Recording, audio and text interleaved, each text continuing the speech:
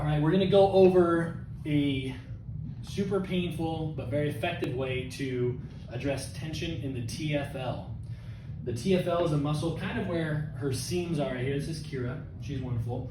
The TFL muscle stands for tensor fascia latae. The fascia being the IT band, the lateral fascia of your thigh. The TFL muscle, if you feel down, you'll feel your hip bone, that's your greater trochanter. In the front here, you'll feel the pelvis, your ASIS. In between there, you're gonna feel this band of tight muscles.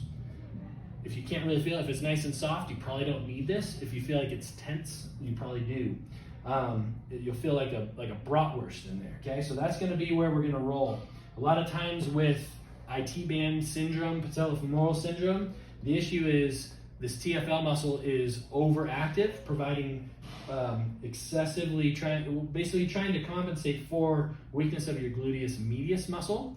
It becomes overactive and hypertonic, we call it, kind of fibrous and tense, and your body just relies on it. Your nervous system overactivates it, and it pulls and tugs on this fascia, causing tension down the leg. You can foam roll your fascia all day, but if you don't address this tension in the TFL muscle, it doesn't change. So again, you could roll this lacrosse ball on your TFL all day.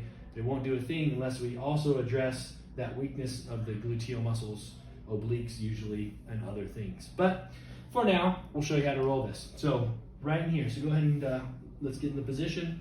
It's a fun time. So you'll get down kind of like you're army crawling. You'll find that position with the ball, placing it right in front of your hip bone. Again, that lateral part of the hip called your greater trochanter. Supporting yourself on the opposite knee, legs out straight, and on your forearms there. And just kind of, if you find a tender spot, again, you don't have to roll around. This isn't kneading dough. You can find a spot and kind of let the muscle kind of relax and soak into it.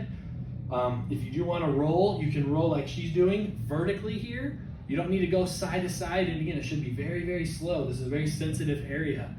But if you get this muscle to release well, you should feel a lot more extension, mobility in your hip here, and adduction. You should just feel, in general, a lot more free around the hip.